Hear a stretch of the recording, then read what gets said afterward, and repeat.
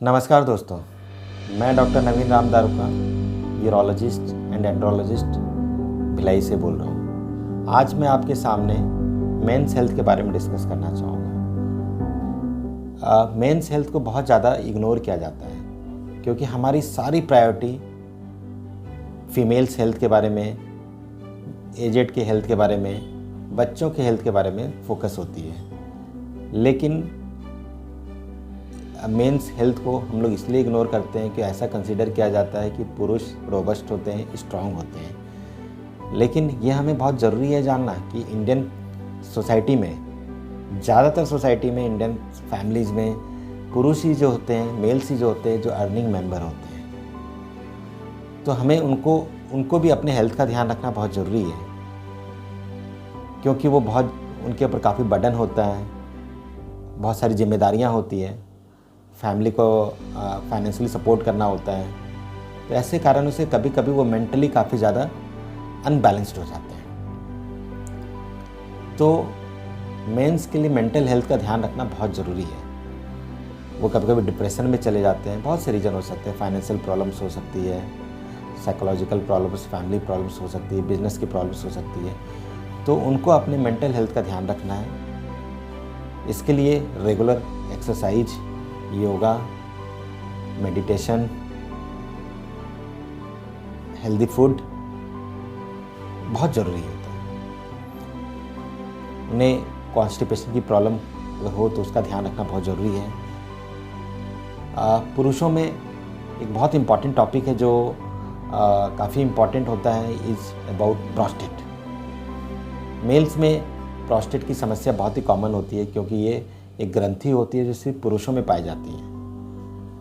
और ये ग्रंथि 40 से 50 साल के बाद एज में सभी में कुछ ना कुछ प्रॉब्लम्स होती है।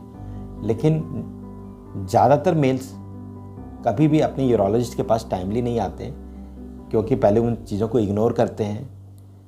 एक तो अवेयरनेस की कमी, और इसका दूसरा कारण है कि वो अपने काम में, डेली टू डेली शेड्यूल में, अपने ऑफिस वर्क में, अपने बिजनेस में इतने ज़्यादा इन्वॉल्व होते हैं कि अपने हेल्थ को वो प्रायोरिटी नहीं देते हैं, जिसके कारण से जब वो हमारे पास आते हैं तो उनकी बीमारियां काफ़ी हद तक बढ़ जाती हैं। तो कभी भी मेल्स, उनको कोई यूरिन की प्रॉब्लम हो तो उनको हमेशा ये ध्यान रखना चाहिए कि उन्हें प्रोस्टेट की भी प्रॉब्लम हो सकती है, और उसने अपने नियर बाई और जो उनके यूरोलॉजिस्ट हैं उनसे ज़रूर मिलना चाहिए। प्रोस्टेट की प्रॉब्लम इतनी कॉमन है कि पूरे world wise prostate cancer is the among the commonest cancer. तो कभी भी प्रोस्टेट की प्रॉब्लम हो तो किसी भी मेल्स को इग्नोर नहीं करना चाहिए और उसका ट्रीटमेंट उनके अपने यूरोलॉजिस्ट से कराना चाहिए।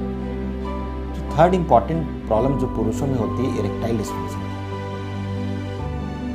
ये हमारा एक्सपीरियंस और डाटा ये बोलता है कि erectile dysfunction is more of psychological then of organic cause.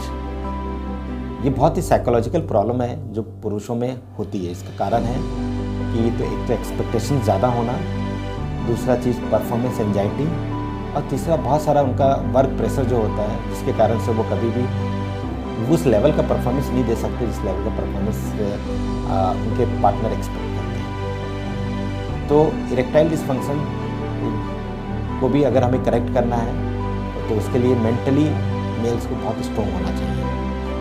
तो पुरुषों में मेंटल हेल्थ बहुत इम्पॉर्टेंट हो गया है क्योंकि आज के डे टू डे प्रक्रिया में लाइफ स्टाइल इतनी ज़्यादा बिजी हो गई है कि मेल्स अपने हेल्थ का ध्यान नहीं देते हैं। वो अपनी बीमारी को इग्नोर करते हैं, जिसके कारण से वो मेंटली पेशेंट हो जाते हैं, इरेक्टाइल डिस्फंक्शन के पेशेंट हो जाते हैं, और प्रोस्टेट की प्रॉब्लम जो एक यूनिवर्सल प्रॉब्लम है मेल्स में, उसका भी वो ध्यान नहीं देते हैं। तो मैं इस वीडियो के माध्यम से आप लोगों को ये बताना चाहूँगा कि मेल जो हम ये बोल सकते हैं जो एक पिलर होते हैं एक फैमिली के, उनको सबका तो ध्यान देना है, लेकिन सबका ध्यान देने के लिए उन्हें अपना भी ध्यान रखना बहुत ज़रूरी होता है क्योंकि अगर वो अपना ध्यान देंगे तभी वो सबका केयर कर सकते हैं।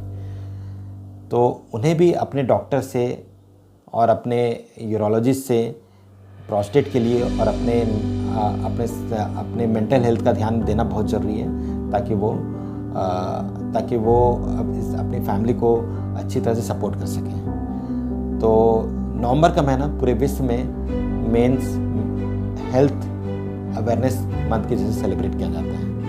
तो मैं अपने इस वीडियो के माध्यम से मेल और पुरुषों को ये बोलना चाहूँगा कि कृपया करके आप अपने हेल्थ का ध्यान दें, क्योंकि आपके ऊपर ही आपकी फैमिली डिपेंडेंट है। Thank you.